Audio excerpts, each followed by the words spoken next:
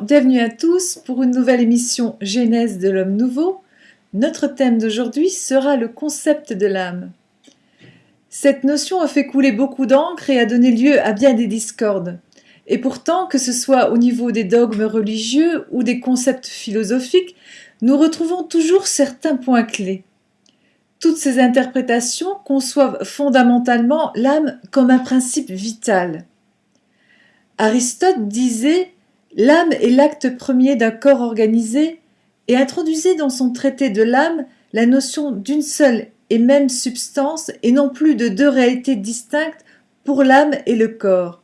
Selon lui, le corps serait la matière et l'âme la forme. À la même période, Aristoxène, dans ses perceptions, rejoignait les théories pythagoriciennes et percevait l'âme comme un ordre supérieur. Les religions et les divers courants de pensée philosophiques, ésotériques, ont toujours poussé dans le sens de la recherche d'une force ou d'un soi supérieur, qu'il soit à l'extérieur ou à l'intérieur de l'homme. Cette perception d'une harmonie ou d'un principe supérieur, en définitive, ne serait-elle pas la perception voilée d'un système opérant suivant des lois énergétiques bien précises? L'âme serait-elle une partie de ce système? En fait, qu'est-ce que l'âme? Dans cette interview, nous retrouvons Charles Sabourin qui répondra à toutes ces questions. Alors, quelle est la réalité derrière tous ces concepts, toutes ces notions d'âme? Puisque dans le bouddhisme, on a une notion, une âme, cette notion qui n'existe pratiquement pas, qui est plutôt un esprit qui est de nature changeante, qui est de nature conditionnée et non transcendante, alors que dans pratiquement toutes les autres religions, il y a cette notion de transcendance, de nature supérieure, de divin, de quelque chose, d'une âme qui est déjà parfaite, d'une âme qui est pure, et d'un soi quelque part vers lequel on doit se tourner, on doit le rechercher, on doit l'épuiser à ce niveau-là. Alors que dans le bouddhisme, c'est un peu différent. Donc c'est cette différence-là qui est intrigante et qui m'amène à vous poser la question de savoir derrière tous ces concepts, quelle est la réalité de l'âme? Qu'est-ce que l'âme? Oui, ces concepts de l'âme, qu'ils appellent l'âme, il y a une réalité derrière, c'est évident. Puisque différentes cultures, dans différents temps, ont tous décrit à peu près la même chose. Qu'est-ce que c'est exactement? C'est une perception intuitive d'une réalité. Alors, à partir d'une conscience psychologique, c'est évident. Et ce qu'il y a derrière, qu'est-ce que c'est l'âme finalement? Comment on décrit l'âme? On parle de la mémoire d'âme. Alors, lorsqu'on parle de la mémoire d'âme, on dit enregistrement d'expérience. Alors, l'âme serait, d'après eux, l'enregistreur de toutes ces expériences-là. Dans ma version de cette réalité-là, l'âme est la cinquième dimension. Finalement, c'est une dimension qui enregistre tout ce qui se passe dans la matière. Alors, sans cette cinquième dimension que les anciens appelaient l'âme, il n'y aurait pas d'évolution. L'évolution serait impossible pour toutes les espèces, finalement pour tout, finalement, même une fleur. Alors, il doit y avoir enregistrement pour qu'il y ait évolution. Autrement dit, ça rejoint les concepts darwiniens, etc., d'évolution des espèces, dans le sens qu'il y a une expérience accumulée qui, à travers des très grandes distances de temps, si vous voulez, et cette expérience-là devient, si vous voulez, la transmutation, par exemple, de certaines espèces marines à terrestres. Vous voyez? Alors, c'est l'accumulation de toutes les expériences de cette espèce-là, par exemple, de poisson à mammifère, qui est le fruit ou la résultante de l'expérience de cette espèce-là. Alors, où est enregistrée cette expérience-là, c'est ce que les anciens appelaient l'âme. C'est la même chose pour l'être humain, il n'y a pas de différence. L'homme, c'est un animal intelligent, un peu plus intelligent que l'animal, un peu plus conscient que l'animal en général. Alors, chez les espèces différentes, chez les différentes espèces, il y a une différence d'évolution. Par exemple, chez les dauphins, chez les éléphants, etc. Perroquets même. Alors, il y a différents niveaux d'évolution et l'homme est à un différent niveau supérieur d'évolution. Alors, il a pu introspecter, si vous voulez, cette réalité-là jusqu'à un certain point, ce que les anciens ont fait justement, et à travers cette introspection-là, intuitive si vous voulez, il a pu créer des concepts comme l'âme. Alors, mais ces concepts-là sont très, très colorés par l'ignorance de ces individus-là, dans ces temps-là. Alors, ce qu'il y a derrière, c'est une dimension que l'être humain a presque toujours perçue et qu'il a décrit au fil du temps. Intuitivement, c'est évident. Alors justement, pourquoi qu'il lit ça, on retrouve beaucoup à la notion vraiment de principe vital, de force vitale? Parce que c'est le principe de vie, dans le sens que il ne peut y avoir de vie sans la mémoire. Dans le sens que c'est très difficile pour un individu qui n'a pas de mémoire de fonctionner. Ça prend la mémoire. Qu'est-ce que c'est la mémoire finalement? C'est l'expérience de l'individu. Alors si l'individu n'aurait pas de mémoire, il ne peut pas s'accumuler d'expérience. Donc il va être dans le neuf constamment. Voyez-vous? Donc il n'aura pas d'expérience. Il va être comme un bébé là, naissant. Un bébé naissant, c'est très vulnérable à cause de ça, justement. Même s'il a une certaine mémoire biologique, c'est pas suffisant.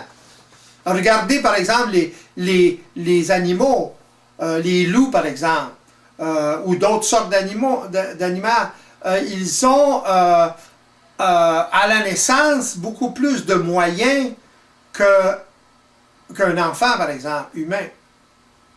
Alors ça c'est l'accumulation d'une certaine mémoire biologique. D'accord. Est-ce que c'est aussi le fait de cette accumulation d'expérience qui fait que, justement, que l'homme s'est transformé au fur et à mesure, qu'il a changé de forme, qu'il s'est perfectionné même au niveau de son corps physique? Évidemment, c'est évident. C'est ce perfectionnement au niveau du corps physique qui a amené l'homme à développer son intelligence. Les mains sont très importantes. Ce sont les mains qui ont développé le cerveau humain et qui ont développé l'expérience jusqu'à la transmutation vers l'humain, de l'animal à l'humain. Ce sont les mains. Regardez les singes. Voyez-vous? Les singes, certains singes, certaines espèces de singes utilisent des outils. Le chimpanzé, par exemple. Alors, lorsqu'ils commencent à utiliser des outils, à ce moment-là, c'est le début d'une évolution différente. Alors, ça prend des millénaires avant que ça aboutisse quelque part, ça. Mais, et plus, des millions d'années. Alors, des centaines de mille années. Alors, si l'homme regarde, par exemple, un chimpanzé, aujourd'hui, il le voit travailler avec des outils, mais là, il n'y a pas d'évolution rapide, là. Voyez-vous? Il faut étendre ça dans le temps. Dans peut-être 200 000 ans, le singe peut devenir beaucoup plus intelligent. peut-être. Ça dépend des circonstances. Ça dépend s'il n'est pas complètement annihilé par là, aussi. Oui, justement, qu'est-ce qui fait que les différentes espèces évoluent différemment? Certaines évoluent moins, certaines s'éteignent. Le milieu. Le milieu? Le milieu. Mhm. C'est l'environnement qui détermine l'évolution. Mhm. D'où le rapport important à notre environnement aussi. Nous, en tant Exactement. Exactement. Mais par exemple, un animal va évoluer, Darwin l'a constaté d'ailleurs, dans les Galapagos, les animaux, les îles Galapagos, les animaux ont évolué de façon différente. Mhm. Alors, pourquoi? Parce qu'ils étaient dans un milieu particulier, non dérangé par là. Mhm. Alors, et les autres espèces, ou certaines autres espèces. Alors, il y a des espèces qui ont évolué d'une certaine façon, des différentes espèces aussi, similaires à d'autres espèces sur les continents, mais il y a une incidence de l'environnement. Mhm. C'est très grande d'ailleurs. Et justement, là, on ne pourrait pas se servir de ces observations-là? Oui, éventuellement, il va s'en servir de ces observations-là, mais il va falloir qu'il s'éveille avant. Mhm. Moi, je suis en mesure d'observer certaines choses comme celle-là parce que je suis éveillé. Mais il y a 30 ans, 40 ans, je n'étais pas suffisamment éveillé pour le constater. Voyez-vous? Alors, ça va prendre l'homme nouveau, c'est ça, justement. Ça va prendre des hommes ou des êtres humains qui sont beaucoup plus évolués, beaucoup plus éveillés à cette réalité-là.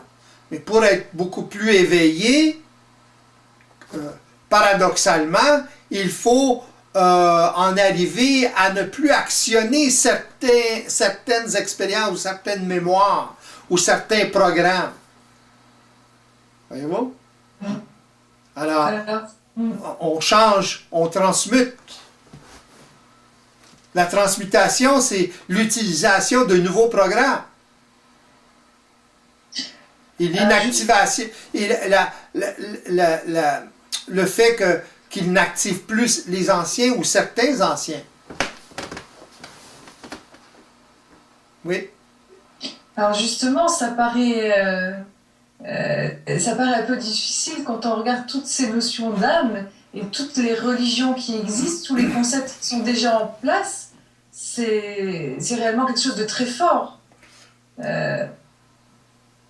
Il n'y a pas beaucoup de personnes qui considèrent encore l'âme en tant que mémoire. Certaines en ésotérisme, ou même certaines, même s'ils ne le disent pas comme tel, ils réfèrent à l'âme en tant que mémoire. Voyez-vous? Oui. Même la religion catholique, la religion la chrétienne.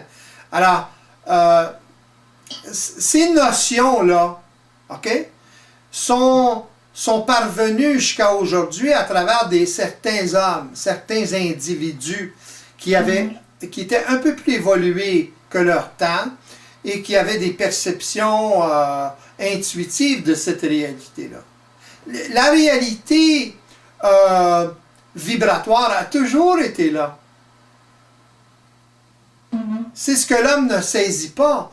La nature même de l'homme est vibratoire. Alors, qu'il fonctionne de façon psychologique, ça n'a aucune importance. Sa nature vibratoire est présente.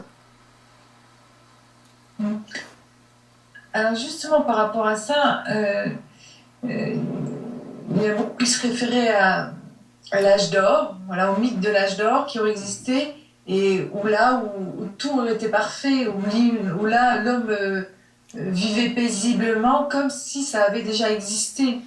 Est-ce qu'il touchait à une parcelle, à quelque chose qui est déjà inscrit, comme il y avait certains poètes ou musiciens aussi qui, en entendant parler, qui comparaient l'âme un peu à l'harmonie des sphères, ou comme Pythagore qui disait l'âme est un nombre, il y a un ordre, c'est harmonieux.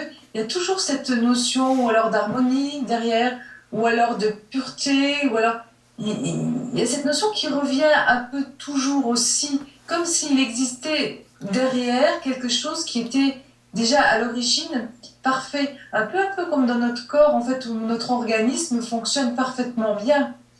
C'est un mécanisme qui est rodé et qui est parfait. Ou une fleur, voilà, c'est également un mécanisme parfait. Oui, mais Donc, derrière ce mécanisme parfait-là, derrière, derrière ça, il y a quoi?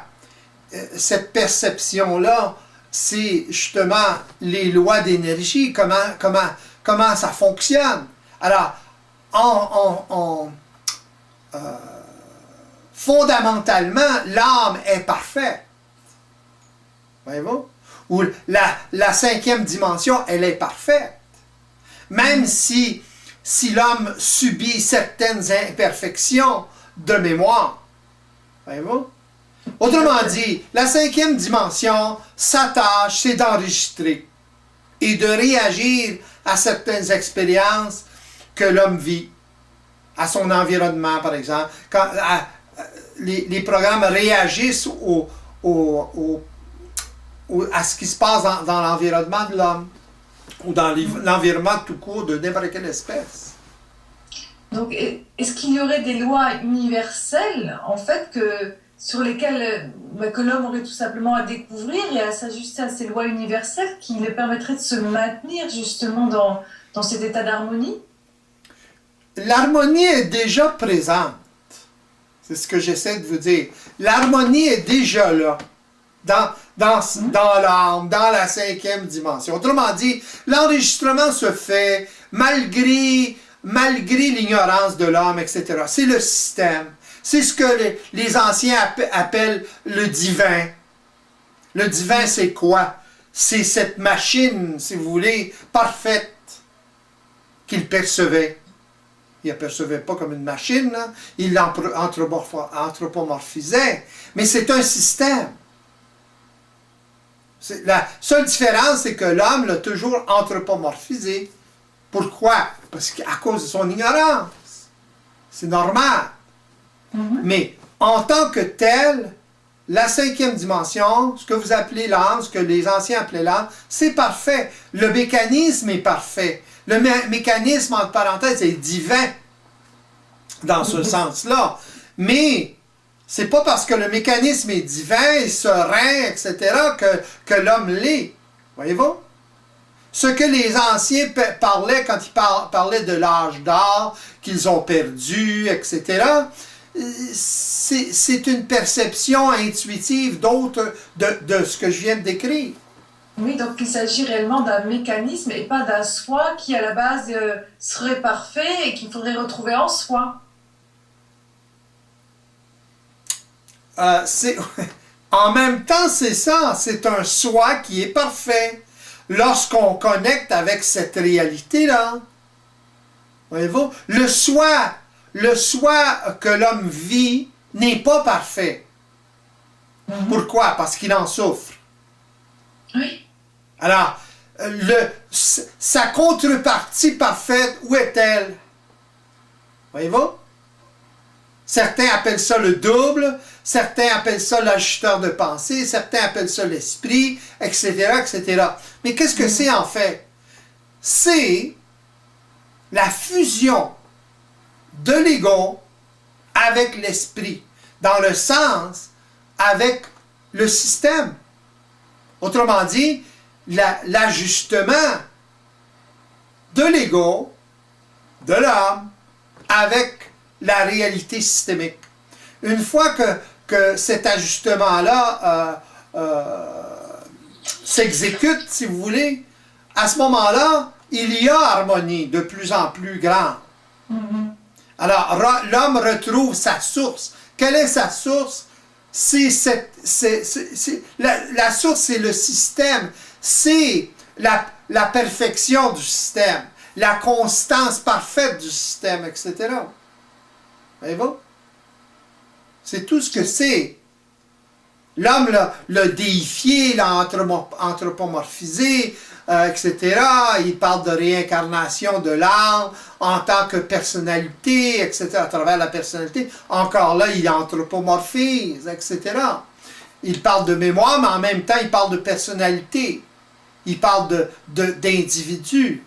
Mais à ce niveau-là, il n'y a pas d'individu. C'est un mécanisme. C'est évident que l'expérience s'accumule. L'influence de l'expérience de un et de l'autre s'accumule. Il y a une mémoire collective, etc., etc. Alors, c'est très... c'est d'ailleurs ce que les gens appellent, ou certains appellent les mémoires akashiques. Ouais. C'est cette mémoire-là. C'est la mémoire collective, la mémoire akashique. Alors, voyez-vous? Une fois que l'homme est éveillé à la réalité systémique, il peut saisir des choses. Il peut voir la réalité derrière tous ces concepts-là de mémoire akashique, etc. Il y a certains individus sensibles qui ont accès à la mémoire akashique, par exemple. Ils disent avoir accès. Ils ont accès, mais ce qu'ils ne savent pas, c'est qu'ils interprètent psychologiquement à travers leur conscience non éveillée ou la réalité de la mémoire akashique. Où tout reste voilé. Tout reste voilé. Voyez-vous? Alors, l'âme comme telle, c'est la mémoire. C'est la mémoire d'âme. C'est la 5e dimension. C'est l'enregistrement. De la mémoire, il faut que ça soit enregistré quelque part. Par exemple, sur votre ordi, c'est un disque dur. La mémoire est enregistrée sur le disque dur. Bon, ben, la 5e dimension, c'est comme un disque dur. Où tout est enregistré. Tout. Alors justement, on peut apprendre à se servir de ça? Mais oui. Une fois que vous êtes éveillé, pas avant. Avant ça, vous êtes assujetti à ça. C'est trop puissant. Quand une personne, par exemple, fait tel geste et le regrette par la suite, on va lui demander, mais pourquoi tu as fait ça? Ils vont dire, bon, ben, c'est plus fort que moi. Qu'est-ce qui est plus fort qu'elle? La programmation, la mémoire, l'habitude. C'est des habitudes, finalement. Voyez-vous? Mais c'est très puissant. Pourquoi? Parce que il y a eu accumulation de mémoire. Donc, aussitôt qu'il se passe quelque chose dans l'environnement, ça déclenche un programme, et le programme met l'ego en vibration, et toute l'émotion s'ensuit, etc., et l'action émotive s'ensuit. Alors, à ce moment-là, l'ego est complètement abasourdi par tout ça, et il se rend compte par la suite qu'il a fait une gaffe. Des fois, c'est des grosses gaffes, des fois, c'est des petites gaffes. Puis là, il va dire, par exemple, ben, c'est plus fort que moi, je ne pouvais pas faire autrement. C'est comme ça qu'il s'oriente mal dans sa vie, quelque part. Exactement. Manque de discernement. C'est non seulement un manque de discernement, c'est le regarder psychologiquement. Oui, c'est évident que c'est un manque de discernement. Mais ça va beaucoup plus loin que ça. C'est un manque d'expérience. C'est l'absence de conscience de la réalité, de ce qui anime l'individu, qui crée finalement sa personnalité, etc. Alors, l'ego, inconsciemment, s'identifie à tout ça. Parfaitement. Alors, parce qu'il est totalement inconscient de ce qui se passe. C'est ça le problème humain. Alors, lorsque l'ego s'identifie trop à ça, comme il le fait d'ailleurs, à ce moment-là, pour lui, ce qu'il est, c'est sa personnalité. Donc, c'est sa mémoire. Ça, c'est... Mais en réalité, sa mémoire, c'est une partie de lui. Seulement. Lui exécute. Inconsciemment ou consciemment. La plupart du temps, chez l'être humain actuel, c'est inconsciemment. Alors, il exécute. Il met son sceau d'approbation. il se fait duper finalement constamment par la mémoire, par la cinquième dimension, par l'âme finalement, sans le savoir. C'est l'ignorance qui fait qu'il se fait duper. L'ignorance, ça fait quoi? Ça vient d'où? Ça vient de toutes les notions, tous les concepts ésotériques, religieux, etc. Autrement dit, toutes les interprétations intuitives, psychologiques de l'ancien temps. Oui, alors justement, dans le christianisme et dans le judaïsme, on a surtout cette notion de libre arbitre qui revient tout le temps. Où l'homme vraiment a le choix quelque part de faire le bien ou le choix de faire le mal, et qui dispose réellement d'un libre arbitre. Oui, mais si on regarde ça en fonction d'une mémoire systémique, d'une mémoire enregistrée, qui influence totalement l'ego inconscient, alors où est la liberté à ce moment-là? Si l'ego est complètement assujetti à cause de son ignorance, il n'y a pas de liberté. S'il agit mal, c'est à cause de certains programmes. Voyez-vous? Lui, il pense qu'il décide, mais dans le fond, il n'est pas libre. L'homme devient libre seulement au moment où il commence à s'éveiller. Là, il devient libre. Mais là, c'est plus la notion du libre arbitre, le choix entre le mal et le bien, le vrai et le faux, etc. C'est pas ça du tout. C'est pas ce qu'il pense, autrement dit. C'est autre chose, une autre sorte de liberté.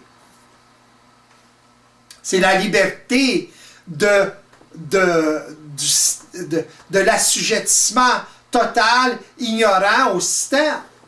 C'est ça la liberté. Voyez-vous? Alors, à ce moment-là, l'ego, une fois qu'il sait comment ça fonctionne, une fois qu'il commence à prendre l'expérience, à ce moment-là, il commence à mettre de l'ordre dans tout ça. Dans le désordre qui a été créé par son ignorance. C'est pas global, il y a des programmes qui sont très sains, qui sont corrects, mais il faut quand même qu'il en prenne conscience. Autrement dit, il faut qu'il fasse un inventaire de tout ce qu'il a en mémoire, finalement, au fur et à mesure qu'il vit l'expérience, et approuve ou désapprouve, selon ce qu'il a de besoin. C'est ça l'éveil. Alors, le bouddhisme avait quand même assez bien perçu cette notion, la notion de nirvana, de libération du cycle des renaissances, justement par une mise face à la réalité. Donc c'était quand même, c'était intuitif, mais c'était quand même plus proche de la réalité. Oui, mais c'est ça l'éveil mystique. C'est bon? L'éveil mystique, c'est quoi? C'est encore philosophique. C'est ça le problème. C'est mieux que rien, mais c'est quand même une étape vers quelque chose d'autre. Alors justement, est-ce qu'on pourrait faire le point aussi sur toutes ces notions de réincarnation qui sont très diverses d'une religion à l'autre, et alors qu'est-ce qu'est réellement la réincarnation? C'est donc cette mémoire en fait qui passerait de génération en génération? Exactement. Alors, lorsqu'on parle de réincarnation, on parle de l'âme, on parle de la cinquième dimension, on parle de la mémoire, on parle de l'expérience. Qu'est-ce que c'est la réincarnation? C'est pas de l'expérience. Voyez-vous? Le karma, etc. C'est l'expérience que l'ego a vécue, négative ou positive. Dans le mauvais karma, c'est négatif, le bon karma, c'est positif, c'est évident. Voyez-vous? Mais ce qu'il y a derrière tout ça, là, toutes ces notions-là, le problème, c'est que l'ego involutif ne le sait pas. Il le prend pour du cash. Il prend tout ça pour du cash. Il croit les anciennes notions. Il ne s'oppose pas à ça. C'est ça le problème. Alors, il demeure constamment, il répète constamment la même expérience. C'est ça la réincarnation. Voyez-vous? Ça se réincarne constamment. Lorsque l'homme s'éveille, ça ne se réincarne plus de la même façon. Ça va se réincarner, mais de façon consciente. Consciente, oui. Voyez-vous? Mais c'est quoi où ça se réincarne, tout ça? C'est la mémoire qui se réincarne. Donc, l'expérience. Donc, lorsque l'homme s'éveille, sa mémoire, parce qu'il est en interaction, comme je le suis, par exemple, comme vous l'êtes, sa mémoire va agir, va être enregistrée. Il va avoir une influence. Pareil comme Bouddha a eu une influence, le Nazaréen a eu une influence. Pareil comme tous les hommes ont eu une influence, finalement. Oui. Alors, cette mémoire-là s'incarne dans chaque entité biologique qui naît. Voyez-vous? À travers quoi? À travers l'influence de l'environnement, qui, elle, est porteuse de la mémoire. Oui, aussi. C'est ça. Curieusement, l'enfant naît avec certains attributs mémoriels, biologiques. Sans ça, il n'aurait pas la forme qu'il a. Voyez-vous? Le génétique, c'est ça. C'est quoi le génétique? C'est la mémoire. C'est l'âme matérialisée. C'est ça le génétique. Alors, qu'est-ce qui fait qu'un enfant issu du même père et de la même mère soit si différent? Les frères et sœurs sont tellement différents au niveau de la mémoire. Parce que c'est dans un temps différent. C'est une histoire de temps. Non seulement de temps, mais le temps crée des circonstances biologiques différentes. Il va y avoir une ressemblance dans certains aspects, mais il va y avoir de très grandes différences dans d'autres aspects. Par exemple, une fille, un gars. Voyez-vous? Et même deux enfants, deux mâles qui sont totalement différents. Voyez-vous? Et au niveau de la maladie, pourquoi quand un enfant va hériter d'une maladie et pas l'autre? Pourquoi un enfant va hériter de... Pour les mêmes raisons. Oh, Il va arriver, parce qu'il est arrivé des choses dans la vie des parents, dans l'environnement, etc. Et c'est arrivé dans un temps différent, etc. Dépendant de la sensibilité de l'enfant, à cause justement de son environnement.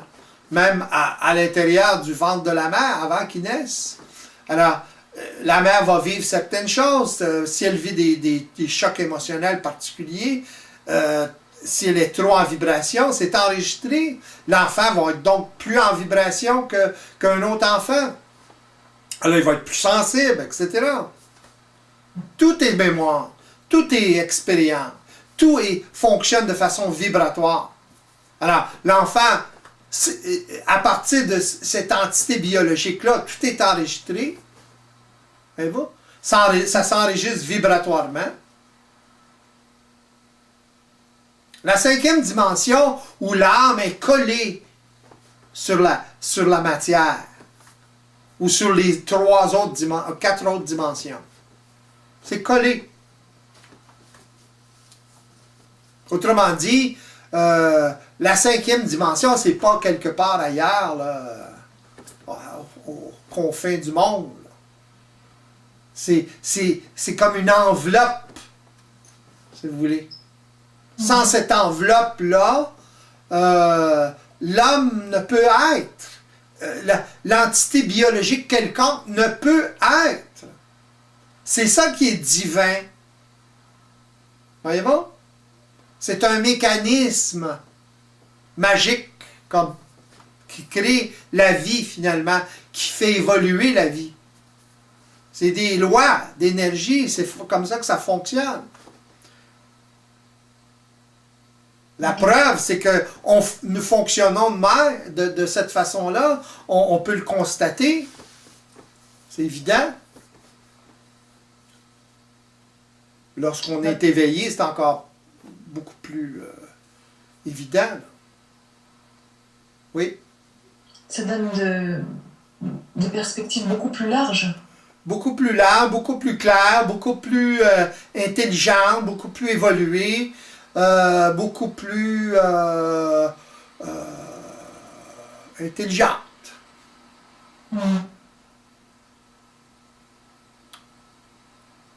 Ça fait toute la différence. Comme s'il y avait un évanouissement de toutes les doctrines, de tous les dogmes et de tout ce qui avait été inscrit jusqu'à maintenant. Exactement. Exact. C'est un joint universel. C'est la pierre philosophale des alchimistes. C'est le nirvana. C'est toutes ces notions-là. Et à partir de là, tout reste à bâtir. Et tout est ouvert aussi. À partir de là, tout s'ouvre et tout se bâtit. Tout peut se bâtir. Vous voyez la différence de perception entre moi et vous, là?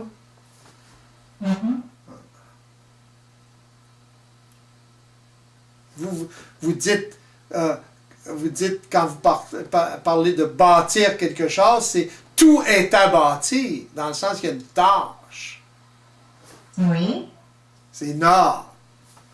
Mais dans le fond, c'est à partir de là, à partir de l'éveil, que tout peut se bâtir. Différent. C'est déjà, l'éveil, c'est l'atout principal. Pas ce qu'il y a par la suite. C'est la base. C'est la base. Exactement. Une fois que l'ego, l'être humain, commence à savoir ce qui se passe, il peut commencer à gérer sa vie, à ajuster sa vie, etc. Ça finit plus, là. Il ne s'agit pas d'être fanatique là-dedans, là, mais en fonction de la désorganisation qu'il y a dans notre vie, à tous les niveaux. Être malade, la maladie, c'est une forme de désorganisation. C'est la résultante de la désorganisation. Voilà. Pourquoi il y a certaines maladies chez certains individus? C'est une question de mémoire, c'est une question d'expérience. Voyez-vous? Alors, certains individus vont développer certaines maladies, d'autres vont développer d'autres maladies. Ça dépend des programmes. Ça dépend des conflits qu'il y a chez cet individu-là. Autrement dit, ça dépend de la programmation. Oui, tout est lié à la mémoire. Oui. Tout est lié à la mémoire, à l'expérience. Alors, d'où ça vient, comment se fait comment expliquer ça autrement? Voyez-vous? C'est pas seulement le cerveau, là. Les scientifiques aujourd'hui, certains scientifiques, la plupart, veulent toujours ramener ça au cerveau. Le cerveau, c'est un entre-deux. Il exécute dans la matière. Le fuel, ça vient, c'est pas matériel comme tel. C'est pas le cerveau, le fuel.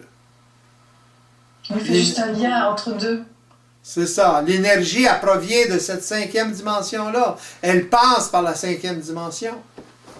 Elle passe par la mémoire. Sans ça, l'ego ne peut pas agir, donc il ne peut pas réagir. Voyez-vous? Si l'ego n'avait pas la mémoire, à ce moment-là, il n'aurait pas la maladie, c'est évident. Parce que la mémoire le fait réagir à quelque chose qui le rend malade. Autrement dit, un conflit, ça le rend malade. Mais s'il n'y aurait pas la mémoire, il n'y a pas de maladie. Justement, dans toutes les thérapies qu'on peut trouver, on a toujours cette recherche, c'est une origine. Mais qui reste toujours traitée de façon psychologique. Alors aller à l'origine d'une maladie, c'est retrouver un conflit. Ah, oui. Retrouver la source du conflit.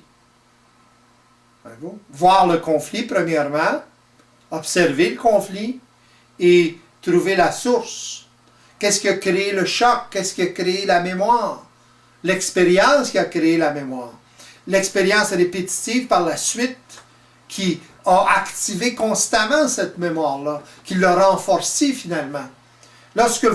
Si vous faites de l'exercice, si vous faites du ballet par exemple, ben, plus vous pratiquez, mieux vous dansez. Pourquoi? Parce que vous accumulez une mémoire. Non seulement mentale, mais physique aussi. Mais la mémoire physique, c'est pas dans le physique. Voyez-vous? C'est pas la mémoire musculaire seulement. Ça passe par là, c'est évident. Mais c'est enregistré quelque part d'autre.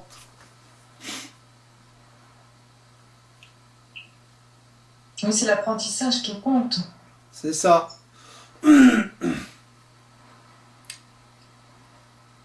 Alors, c'est l'accumulation, la répétition. Pourquoi la constance, c'est si important?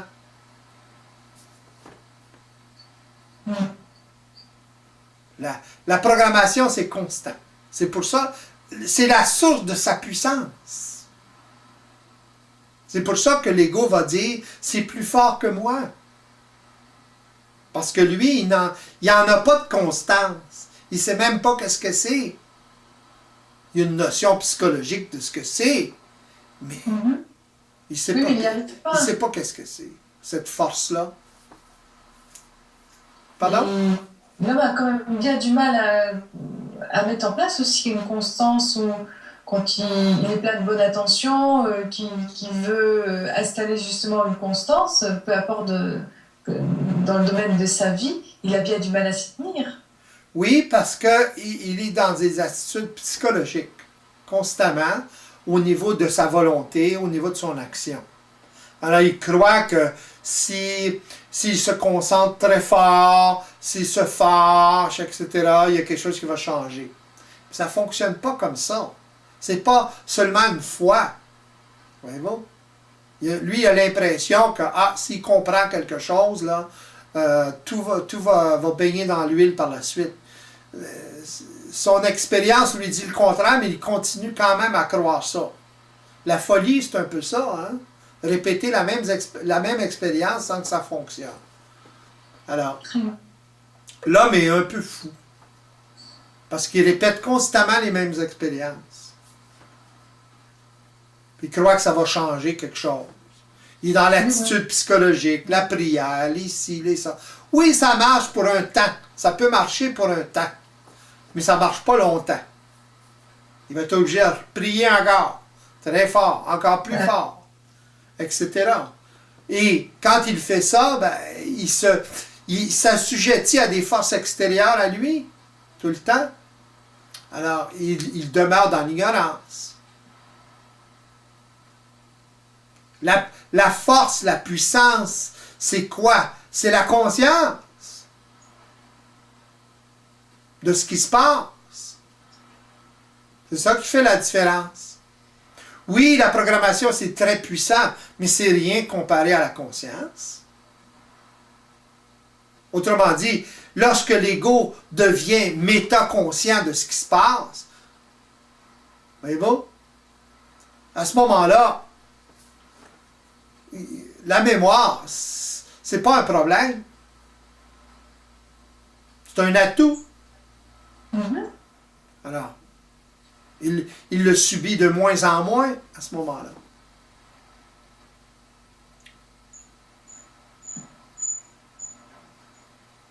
Voyez-vous ce que c'est l'âme finalement? Qu'est-ce que c'est tout ça, ces notions-là? L'être humain a puisé ça quelque part. C'est évident. Oui, parce qu'on retrouve quand même par rapport à ce que vous dites, c'est des similitudes, mais c'est complètement voilé. Complètement voilé. Complètement, totalement voilé. À partir de là, ils ont créé les concepts de réincarnation, de ci, de ça. Alors, et tous les dépendants de ça, ou les dépendances de ça, toutes les croyances qui vont avec ça. C'est ça aussi qui maintient le monde dans l'ignorance. Ça a une telle force. C'est ça. Ouais, c'est ça. Alors, les gens naissent, sont éduqués, et croient des choses comme ça. Donc, ils perpétuent cette mémoire-là. C'est ça l'involution. L'involution se maintient à travers la croyance, à travers l'ignorance de la réalité. Tant qu'il y a ces croyances-là et cette ignorance-là, automatiquement, il y a encore conscience involutive, inconscient, non éveillé. Et par la suite, ces mêmes personnes-là vont se demander, ben, comment se fait que ça continue? Comment se fait que ça ne change pas? Ben oui, mais vous êtes le moteur. Vous maintenez la mémoire. Vous activez constamment la même mémoire. Les gens spirituels, là, ils veulent faire le bien, du bien, c'est correct, ça. Mais réveillez-vous. Oui, ils restent prisonniers de la même mémoire. C'est ça. Ces mêmes personnes-là vont écouter ce que je dis, puis ils vont réagir émotionnellement à ce que je dis. C'est ridicule. Puis pourquoi? Ils veulent conserver le statu quo ancien. Ils sont attachés à des formes. C'est ça.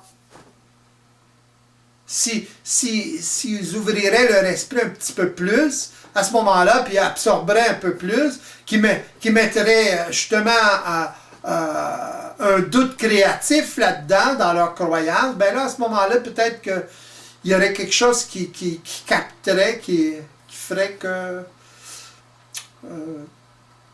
ils pourraient s'éveiller. C'est bon?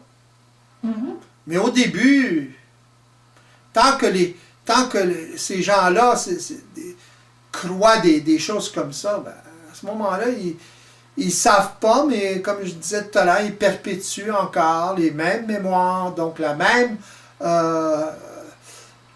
conscience. Ça évolue pas. Alors, ils ne veulent pas perdre leur croyance. C'est de l'or en barre pour eux autres. Si voulez-vous.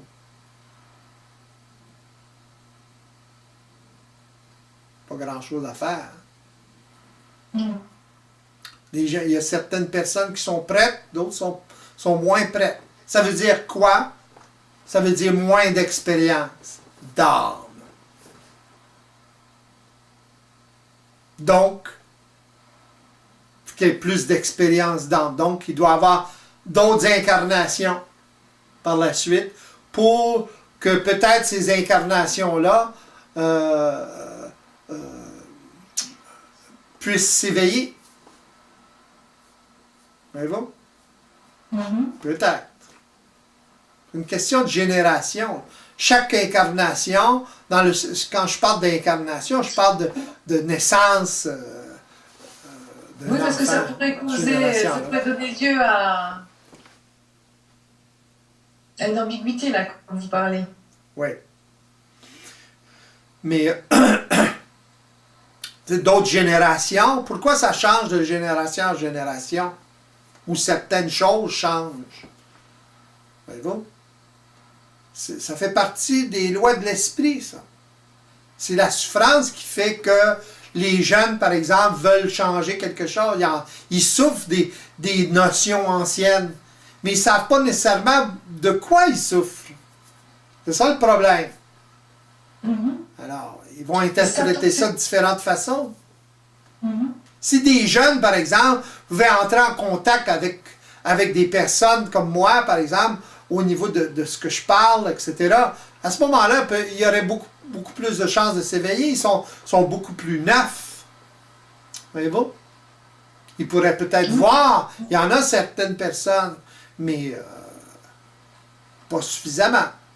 Ils se laissent embarquer par toutes sortes de notions ésotériques et de conspirationnelles, etc. Conspiration sur l'Internet, ça c'est facile. C'est fantastique, là.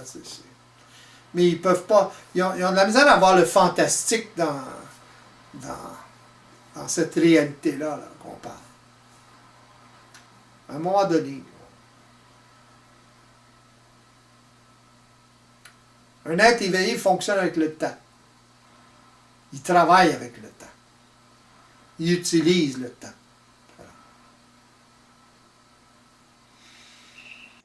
Durant cette émission, nous avons vu à quel point il est important de saisir ce qu'est réellement cette notion d'âme. L'âme est finalement une cinquième dimension de la réalité, une dimension où tout s'enregistre, une dimension parfaite avec laquelle nous devons nous ajuster pour enfin retrouver notre nature vibratoire et la vivre au quotidien. L'homme n'a pas réellement conscience de cette dimension et de ce fait s'assujettit constamment à elle à travers cette ignorance. Ceci est responsable de sa problématique de vie. En fait, cette mémoire n'est qu'une partie de lui-même. L'ego existe en tant qu'exécuteur de ses pulsions. S'il est éveillé, et si cela fait réellement son affaire, il les laisse consciemment s'exécuter. Ou s'il est inconscient, il exécutera ses pulsions inconsciemment. Cette dimension, nommée âme, est un mécanisme systémique qui a toujours été présent et qui est la base fondamentale de la vie et de son évolution. Le problème de l'homme, c'est qu'il ne cesse de croire à toutes ces anciennes notions d'âme, mais à aucun moment n'a la volonté de les remettre en question. Il s'interroge sur ce que pourrait être l'âme, sur ce qu'il pourrait être réellement, en s'appuyant toujours sur son expérience passée, c'est-à-dire en réfléchissant dans cette mémoire. Sans le savoir, il continue toujours ainsi de tourner en rond dans un monde fou qui répète toujours la même expérience. À présent, un fait important. L'homme nouveau, à cause de son mental supérieur à l'ancien, n'a plus besoin de répéter continuellement les mêmes expériences pour saisir la réalité de ce qui se passe dans sa vie. Une seule lui suffit. Pour lui, la donne est donc totalement changée.